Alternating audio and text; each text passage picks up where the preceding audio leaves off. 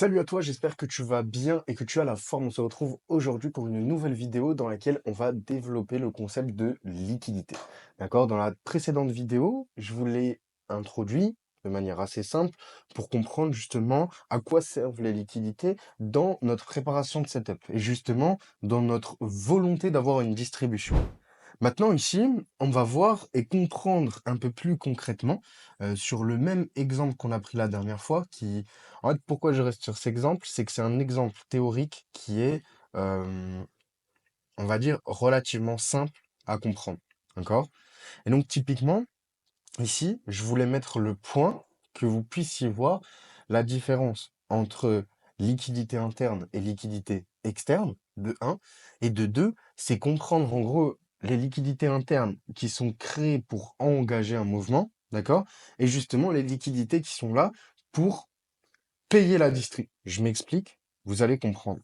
Par exemple, si on retourne sur ce phénomène-là, qui est littéralement l'accumulation qu'on a vue dans la vidéo précédente. Pourquoi elle est bien et pourquoi elle est théoriquement pure? Parce qu'elle reprend les différents concepts. Je m'explique. Vous comprenez, quand on parle de liquidité externe, donc, on parle des extrémités de marché. Là, on est en zoomé un petit peu parce que je veux vous montrer l'intérieur, que vous puissiez comprendre. Mais de base, on est clairement sur une accumulation H4D1. Maintenant, du coup, ce qu'il faut comprendre sur cette accumulation en cours, c'est que on a de la liquidité donc qui sera sur le nord, liquidité qui sera nommée externe, d'accord? Et qui servira à la fin seulement. Donc ici, comme je vous ai montré dans la précédente vidéo, c'est ce qu'on va appeler la buy side liquidity en anglais, ou autrement dit, justement, la zone haute de liquidité. Maintenant ici, en bas, on comprend bien que on a l'opposé.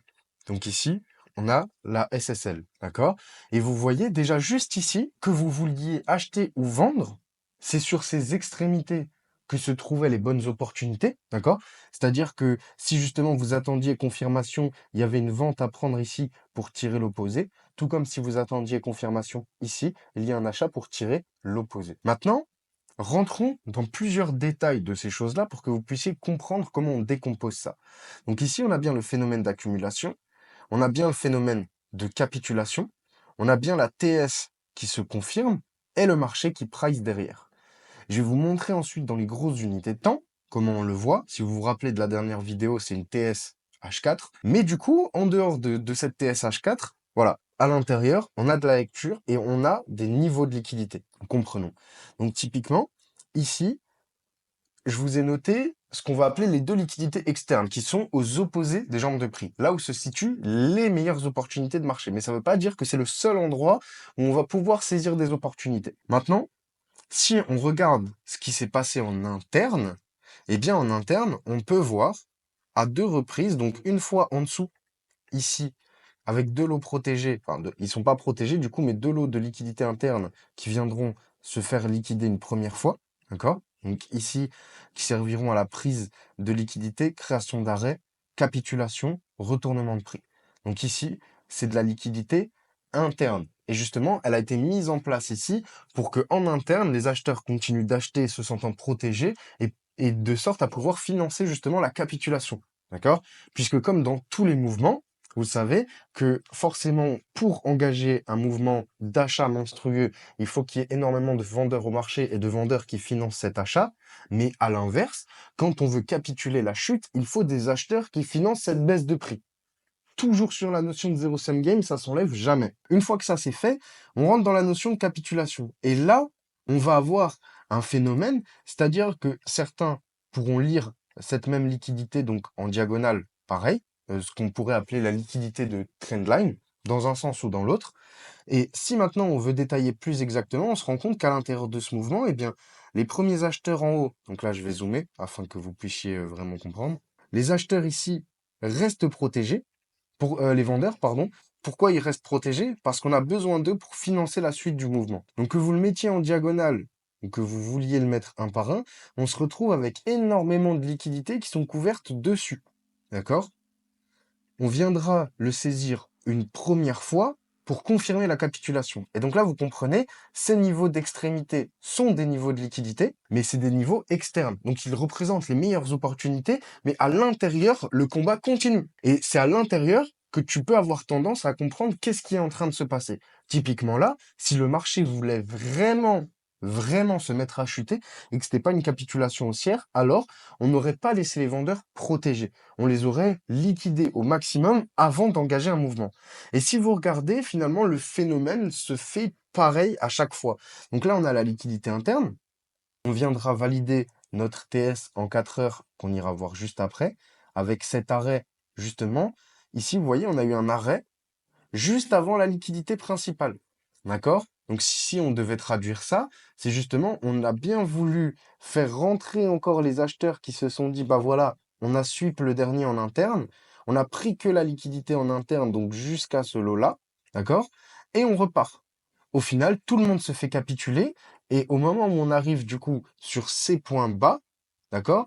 Qui plus est, quand on fera un second retest aussi bas, le sentiment de marché sera absolument, absolument, absolument baissier. D'un sweep nous emmène à son tirage opposé et le marché finira par break 29,33 à ce moment-là. D'accord? Et donc le billet était bien depuis le début acheteur malgré le fait que le prix ait à un moment cherché à récupérer des plus bas. Deuxième notion, pour comprendre que, entre guillemets, ça ne s'arrête jamais, c'est que, bah, ici, qu'est-ce qui se passe? On vient créer de la liquidité interne, on sort les acheteurs. On vient créer de la liquidité interne, on sort encore une fois les acheteurs.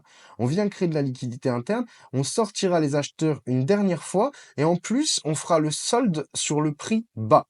Donc ici, on est toujours sur de la liquidité interne, mais vous voyez, le marché cherchera à capituler et ce sera confirmé qu'une fois qu'on aura réintégré l'arrêt initial, c'est-à-dire ici. Et sinon, on a réaccumulé en interne de sorte à sortir tous les acheteurs. Les vendeurs sont restés protégés sur la majorité du mouvement. On a pris la liquidité, c'est-à-dire on a sweep le niveau, on a allé tirer son opposé en interne, vu qu'à ce moment-là, vous voyez, on n'échange que sur de l'interne. On sweepera son opposé et le marché prendra de la liquidité entièrement sur le dessous. Aucune clôture au-dessus du niveau, le marché capitule et vient chercher un nouveau plus haut. Et là, vous avez une vision complète de ce que c'est déjà la liquidité, parce que souvent on a plusieurs visions, liquidité de trend, liquidité de bout de mouvement, liquidité de bout de bougie, et on s'y perd un petit peu. Mais dites-vous que en réalité, la liquidité, c'est quoi? C'est les endroits où les particuliers et les institutionnels vont de manière logique chercher à se positionner. D'accord? Le truc que vous pouvez vous dire aussi, c'est que contrairement à la mentalité qu'on peut avoir de base, c'est-à-dire qu'il va se passer quelque chose, donc le marché va réagir comme ça, souvent, le marché réagit en décalé. Vraiment, vraiment, vraiment, très souvent, le marché réagit en décalé. Donc, restez concentré sur ce que vous dit votre analyse technique, d'accord? Même si forcément la géopolitique, ça compte derrière. Quand on a un billet, je veux dire, si le billet est baissier et que ça se valide, la capitulation, le pricing sera baissier, d'accord? Si c'est pas le cas, alors ce sera haussier. OK? Ici, on va commencer à combiner derrière du price action dans la lecture.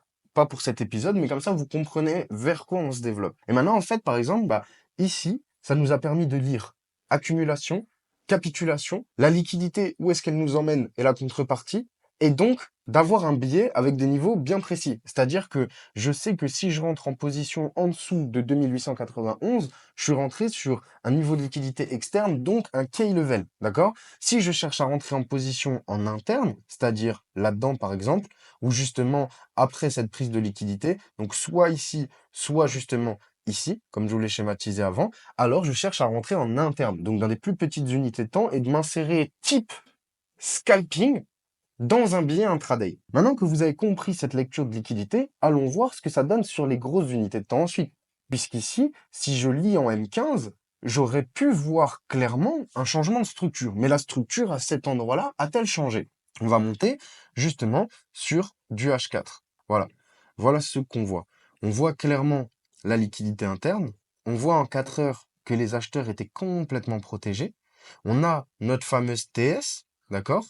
On a la prise de liquidité en dessous. Alors, on verra que même en 4 heures ici, on a clôturé, mais on réintégrera assez vite.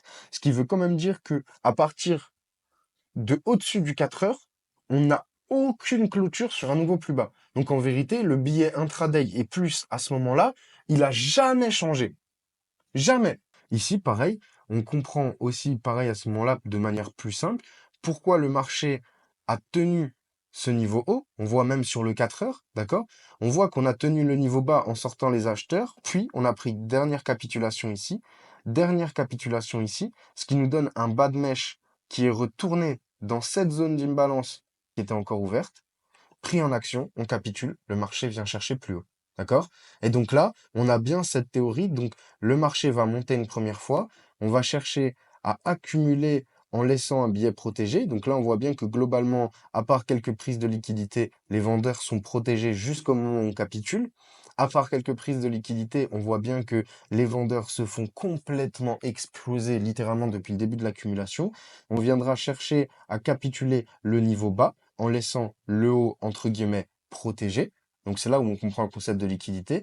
Le marché vient capituler, puis engage la deuxième distrib. Et après, deuxième liquidation en interne, c'est la même chose. Le marché, en fait, revient en interne réaccumuler, il reprendra sa liquidité, puis capitulera à nouveau. OK? Et donc typiquement, quand on parlait des notions de structure, de justement lire dans les bonnes unités de temps, je sais qu'à des moments, certains me demandent: «Ouais, je lis ma structure en 15 minutes, est-ce que c'est bien?» Bah, si tu fais du scalping, c'est bien. Si tu veux avoir un billet long terme, un billet durable, une lecture faisable, enfin, tu vois? Si tu veux rester sur quelque chose qui va te permettre d'être posé et dans le temps, tu dois obligatoirement te baser sur les unités de temps plus grosses. Par exemple, typiquement moi, ce que je vais faire, c'est je fais de l'intraday que je laisse pousser en swing. Parfois un peu de scalp, mais voilà. Donc, globalement, sur ma semaine, je sais que le lundi, c'est l'introduction de marché et je sais que ma distribution a lieu entre généralement le mardi et le jeudi. Ça, c'est un théorème de temps qu'on reprendra plus tard. Mais du coup, ça veut dire que par exemple, je vais chercher à analyser mon billet entre mardi et jeudi, garder le même et potentiellement les entrées que je vais avoir durant cette période de temps donnée, si la distribution est complète, donc pour les grosses unités de temps, daily, 2 day, etc., eh bien, ça veut dire que la distribution sera importante et me permettra en fait de sortir des RR très solides. Par exemple, vous voyez ici, lundi 10 mars, mardi, hop, on pose le plus bas sur mardi, distribution. Vous voyez? On va sur mardi, mercredi on réaccumule, jeudi on envoie la partie suivante. OK? Et concrètement, ça se passe souvent comme ça. Surtout quand on a des semaines. Après, faut prendre en compte le billet sur le mois, sur le trimestre, sur l'année. C'est ça la fractalité de marché et c'est ça qui va rendre votre trading un petit peu compliqué. L'essentiel, c'est qu'ici vous compreniez en fait la différence entre la structure et comment on va s'en servir pour lire notre trade et trader, comprendre la différence entre une accumulation et une accumulation baissière, comprendre que la confirmation d'une accumulation, ça passe forcément par la capitulation et donc la présence d'un modèle d'entrée. Et c'est justement à ce moment-là qu'on a les meilleures probabilités sur les niveaux de liquidité externe d'avoir des trades qui vont réellement perdurer et cartonner sur la semaine, le mois, le trimestre, l'année, sur l'heure même, ça dépend du biais et de l'unité de temps dans laquelle on est. Rappelez-vous que tous les concepts que je vous explique, je le répète souvent, fonctionnent dans toutes les unités de temps. Donc là, on a analysé une structure H4, on a un PO3, un AMD, vous appelez ça comme vous voulez, globalement en H4, d'accord? Mais il y en a dans toutes les unités de temps. Ici, simplement, le fait qu'il soit en H4 et que l'accumulation ait mis plusieurs jours, nous posait une garantie sur le fait que la distribution ne durera pas 5 minutes. Donc, une fois le billet pris, même pour les retardataires, c'est-à-dire au-dessus des 2930, une fois les dernières confirmations et carrément cette fois-ci, la continuation de structure confirmée par une clôture de la H4 sur un nouveau plus haut, il y avait encore opportunité de rentrer pour aller chercher la continuation de la distribution. D'accord? Donc comprenez que l'ATS, c'est une confirmation d'entrée, que votre confirmation d'entrée doit imbriquer un certain nombre de setups, c'est-à-dire que bah forcément, il y a un système. Le système arrive bientôt. On est encore en train de décomposer les différents éléments, même si vous commencez à en avoir beaucoup devant les yeux. Le système fait beaucoup. Et le système, on va le monter et on va le poser. D'accord? Mais du coup, c'est de comprendre ce schéma de lecture qui va nous permettre de nous repérer dans le marché, savoir quand sont les bonnes unités de temps, et à la fin, c'est la fractalité de marché. Donc, votre manière de vous repérer dans les différentes unités de temps, de la plus petite vers les plus grosses, qui vous permettra en fait de faire exploser votre facteur de rentabilité. Parce que le jour où tu es capable de rentrer sur une TSM5 d'une prise de liquidité interne, sur un setup H4, D1, weekly, qui va s'envoyer une distribution de fou derrière, ça va pas t'arriver tout le temps, mais c'est le genre de moment où si tu tiens ton trade, tu sors un RR de 100, 200, etc. Bien sûr, je ne veux pas vous donner de mauvais exemples, c'est-à-dire que en tant que débutant ou apprenti vis-à-vis de la méthode, vous ne devez pas chercher votre profit facteur de rentabilité aussi élevé. Comprenez que vous allez avancer avec des RR de 2, de 3 et que dans un premier temps, le but, c'est de construire un revenu, de structurer un système et justement, bah, de se mettre à l'aise là-dessus. Le fait de capitaliser à fond sur un marché, le fait de faire exploser son profit factor ou d'avoir des performances complètement dingues, ça vient plus tard. Dans un premier temps, c'est être rentable, capitaliser et gagner des points sur le marché en rendant le moins possible, améliorer sa façon de lire, d'accord, de prendre des repères et justement savoir se dire, OK, peu importe les conditions de marché, je saurai trader, me repérer et au moins avoir de hautes probabilités de savoir où veut aller le prix. D'accord? Puisqu'après, vous comprendrez que dans le détail, je peux être un très très bon analyste, mais un trader claqué au sol. C'est pas la même chose. Tu vois, entre dire, ouais, tous les feux nanana sont, je pense que le billet de marché va être dans cette direction, et l'échanger, tenir ce trade jusqu'au bout et capitaliser, c'est pas la même chose.